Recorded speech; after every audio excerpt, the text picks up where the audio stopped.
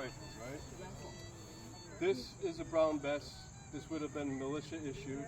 If you're fighting on the British side or whether you're fighting on the colonial side, this was the musket to go to. It was very easily and readily available. Everybody had them. Everybody was trading for them. Everybody had them. And then this rifle here started getting introduced. It's called a Fowler. Now this rifle could get pieced together. You could have a different barrel made from a different gun, a different flintlock made from a different flintlock. Unlike this, depending on the day, kind of like today, the gunpowder would skunk up, and then you would not be able to shoot it. So the Fowler was made to avoid that. So that way, even if it was gunked up, it would still spark, still shoot. That's why they call it the Fowler, because it wouldn't foul up. And these were more of like mid-1700s to later 1800s, as well as this rifle here. This is a Pennsylvania rifle. This is more for hunting. And as well as if you were actually like a sniper, you would use one of these two guns as a sniper.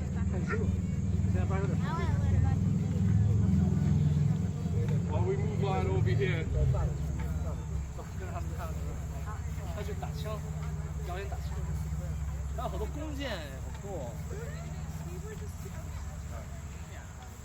anybody tell me or make a wild guess at what this would be? Ammunition, cartridge box, it's called. So we would have anywhere between 10 to 30 cartridges. You'd want to have more, especially if you're in a thicker bag. And these would be cartridges. So generally, the musket ball would be inside here at the bottom. So when you went to load, you bite, you rip, put it in the pan, close it up, and then this whole thing would get put in. You take your ramrod out, pack it in, and then you're ready to fire. A real good rifleman can shoot between 3 to 4 times in a minute. Compared to today's guns where you can shoot 1,000 bullets in 1 second. So there would be certain calls during when you're in line fighting in the militia. But if you're by yourself, you can do it in pretty much any way it's more comfortable. So today, since I'm shooting by myself, first thing I do would be a safety check, right? We do it all the time, even in line. So the safety check, you stand in a certain position, you make sure this isn't too loose, so you don't accidentally pull it as you're doing anything loading, especially. Same thing here, make sure none of this is loose. Because if it is, as you're firing, it falls apart on you, well, you're dead in a few seconds. And then, it's called this string or rammer. So what's the one first thing that you check on a gun? Make sure it's not loaded. Because if you're working with a loaded gun, you're going to shoot yourself. So one of the first things to do would be, you hear that clink? That means nothing's in there. This is shorter than the barrel, so I have to do that. Now, if you heard like a thud, it could very well be a very dirty gun, or it could still be loaded. So then you would have to do certain steps to discharge the weapon to make sure you don't fire. So, in line, they'd say prepare your gun.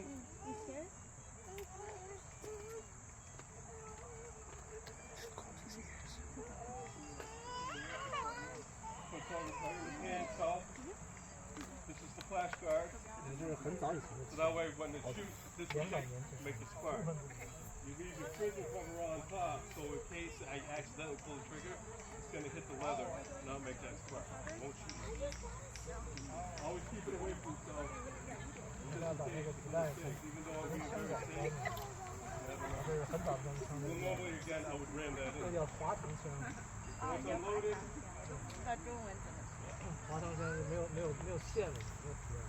bring it up, then they call get ready to fire, you take the cover off, full cock, prepare to fire, and then you fire.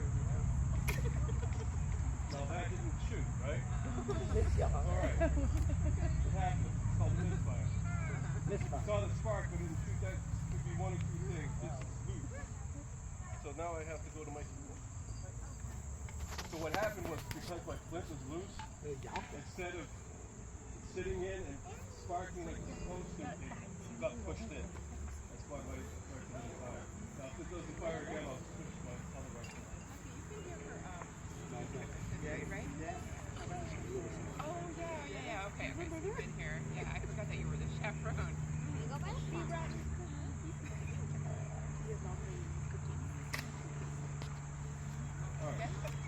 know that happened twice. Third time's the charm. Safety, you got to dump out all your ammunition.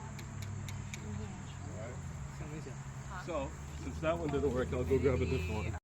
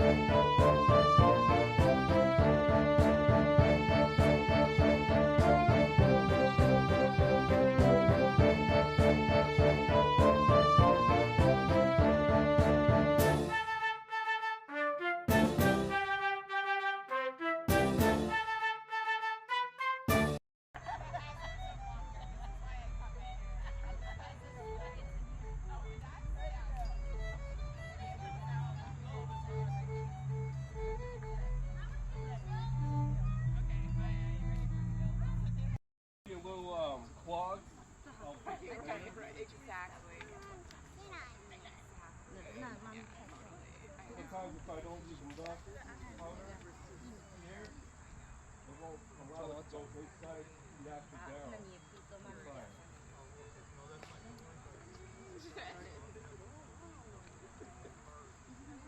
Don't worry, one of these guns will shoot. But that was a very big problem back then as well. Even though first two bullets will shoot, all of a sudden you start getting these hang fires. That happens all the time.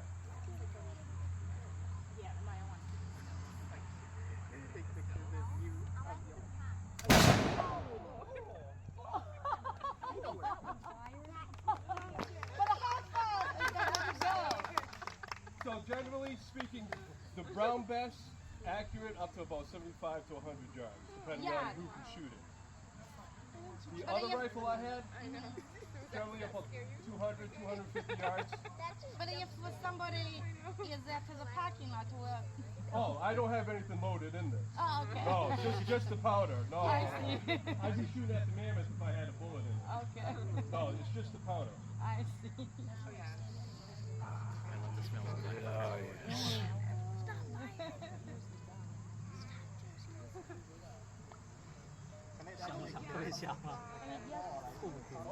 So these guns are real.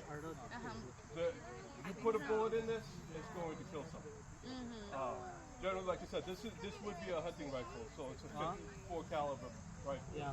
So I'm going after bear, I'm going after elk, I'm going after big game. Yep. So like that thing, but